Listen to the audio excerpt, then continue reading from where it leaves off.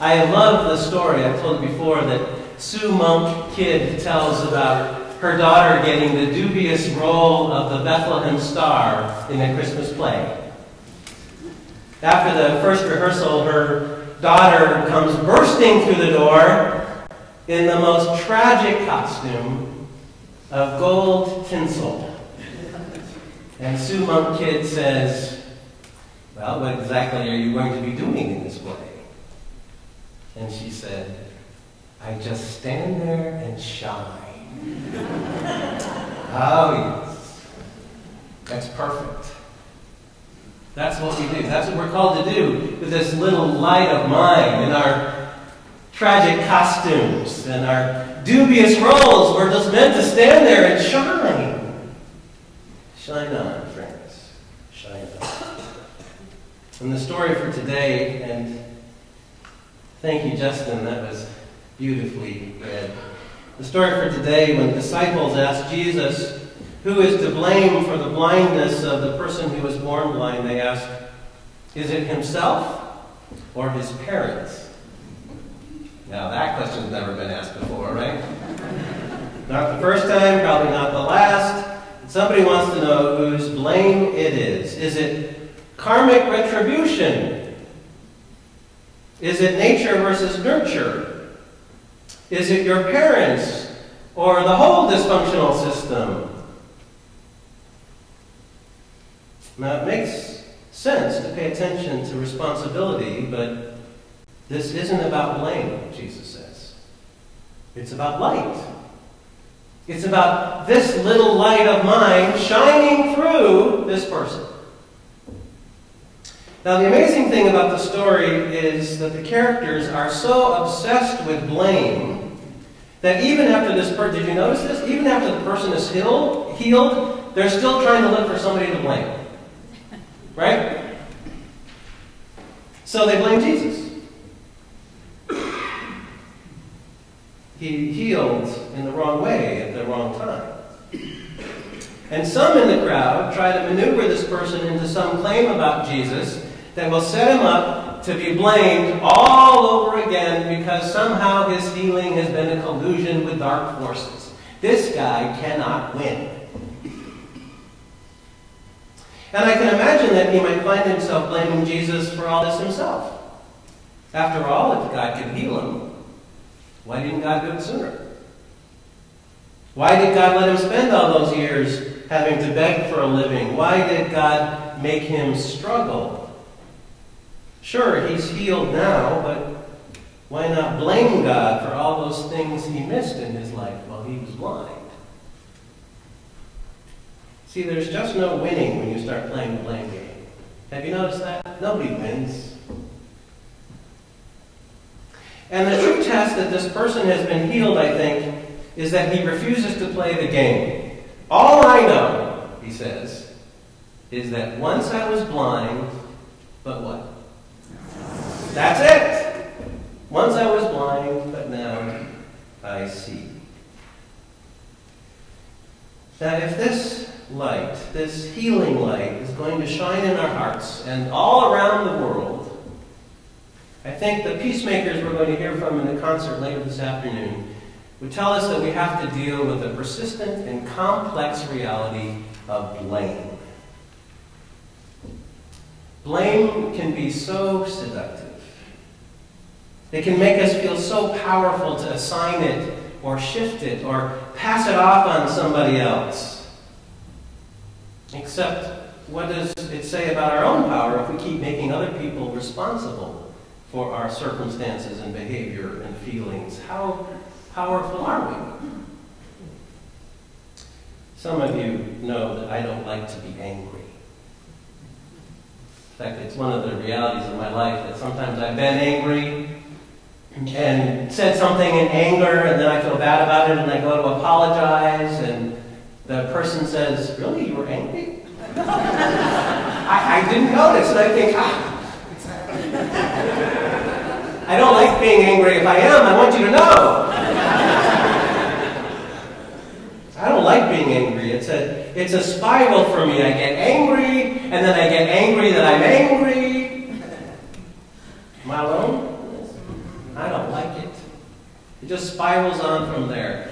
But if I make you responsible for that anger, if I blame you for making me angry, well, maybe I'll feel better, but what does that say about my own power to choose how I want to be in the world?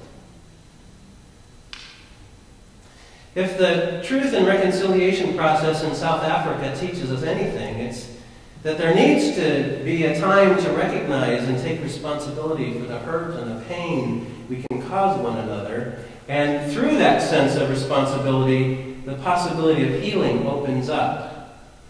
But blame and bloodshed and the cycle of reprisals and revenge lead us nowhere. As Archbishop Tutu says, there is no future in it. As the old adage attributed to Gandhi, although it looks like it was probably much earlier, believe it or not, a Canadian member of Parliament talking about capital punishment in 1914. A line quoted by Martin Luther King Jr. and Tevye in Fiddler on the Roof. You know the line? An eye for an eye leaves the whole world what?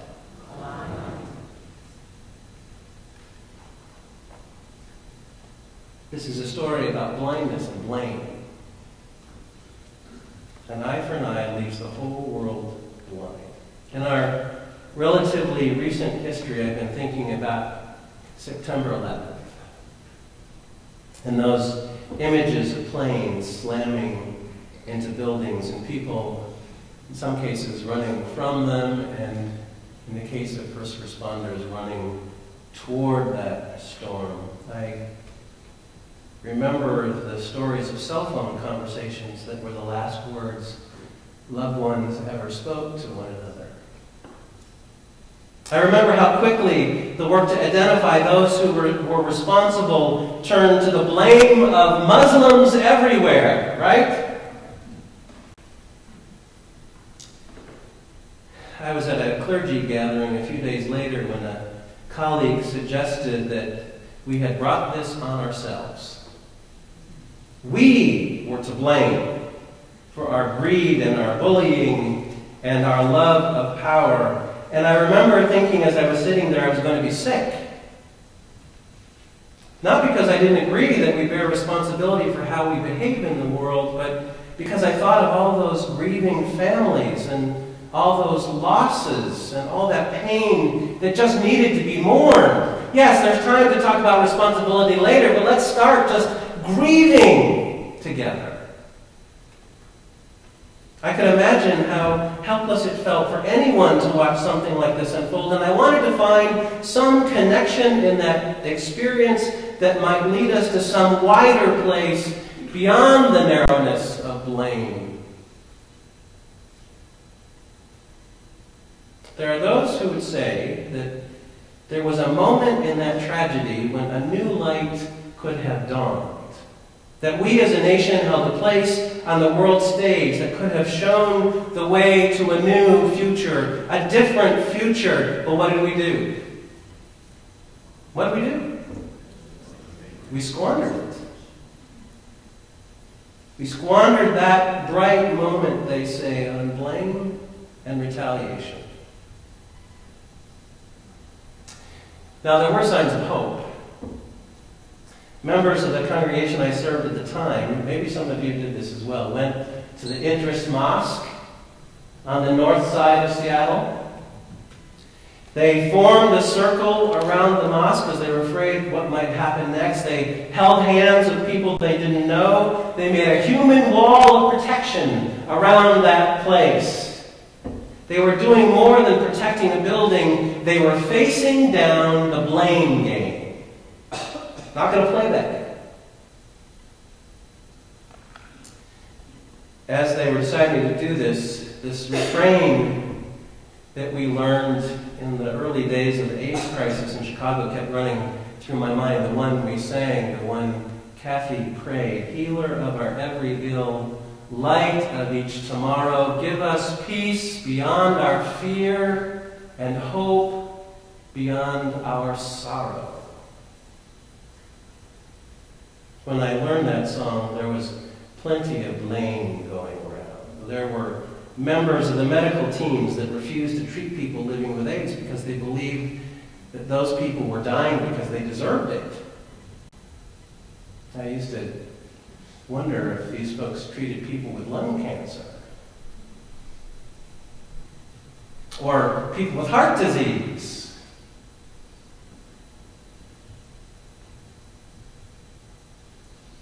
It was a classic case of blaming the victim. And we too, we blamed the government for not doing more, and of course they could have. But the hardest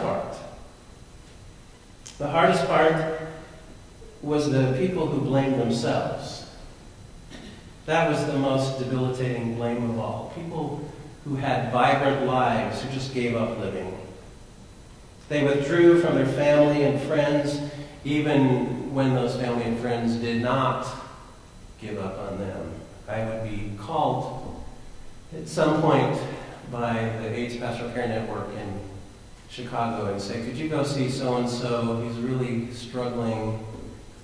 He feels so guilty. He's blaming himself, and he just wants to know that there's some hope for forgiveness. Oh my God.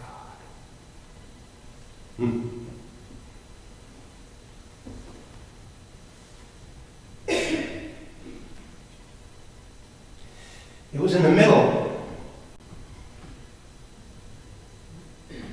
of all that blame that I wanted to sing.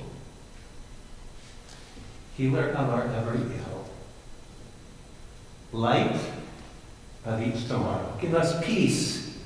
Peace beyond our fear and hope beyond our sorrow. That's how I learned that song.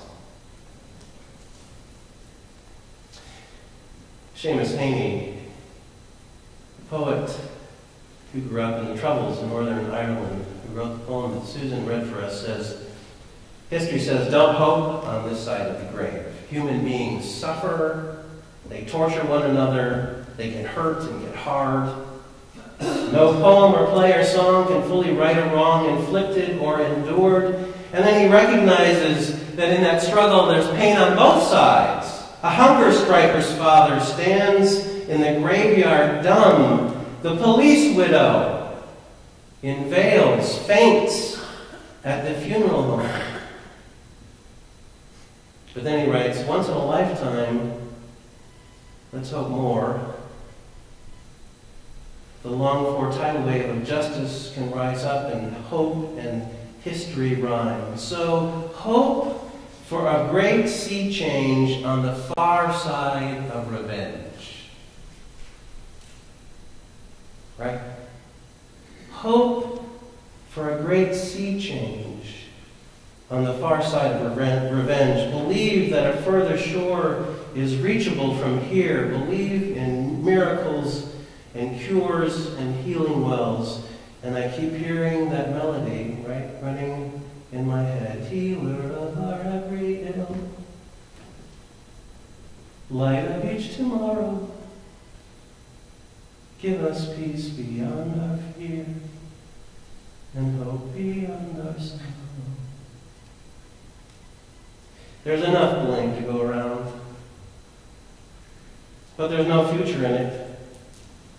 The light of each tomorrow is the kind of healing that gives peace beyond our fear and hope beyond our sorrow. There was a man who lived in a world of horrible blame. He rightly could be held responsible for merchandising thousands of human souls. Even years, this did not happen overnight, as the story is often told. Even years after his conversion, he did nothing about the inhumanity of the slave trade of which he was a part.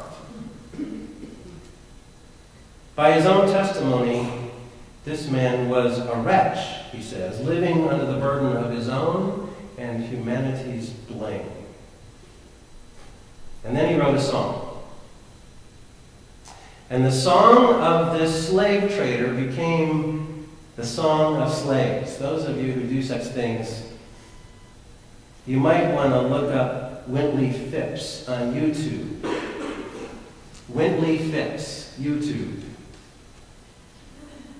About the slave scale, the pentatonic scale of music, of which African American spirituals are mostly written, and how he talks about how this song by a slave trader became the song of slaves. When people marched for civil rights, they sang his song. When Dr. King preached his I Have a Dream speech on the steps of the Lincoln Memorial, they sang his song. When Nelson Mandela was released from prison, they sang his song. In the aftermath of September 11th, they sang his song, holding the hands of those who were dying in Chicago. We sang his song anywhere and anytime that blame alone makes the darkened skies of hope. They sing his song. You know what it is? You know. You know, because you probably had occasion to sing it sometime. Amazing grace, how sweet the sound. And then the testimony of the man born blind in John 9, and the testimony of John Newton in his own experience of wretchedness, and the testimony of all those through the ages who have worked for healing beyond the blame game. I once was lost, but now am found, was blind, but do you see? There is no future in blame. But when we've been there 10,000 years, bright, shining as the sun, right? We've come back to the beginning. We've no less days to sing God's praise than when we first begun. So shine on, friends, shine on. That's what we do in our tragic costumes and our dubious roles. That's what we do. We shine on. And today, if you hear God's voice as we sing together this song by someone who knew way more about blame than we wanted to know, if you hear the voice of amazing grace, do not harden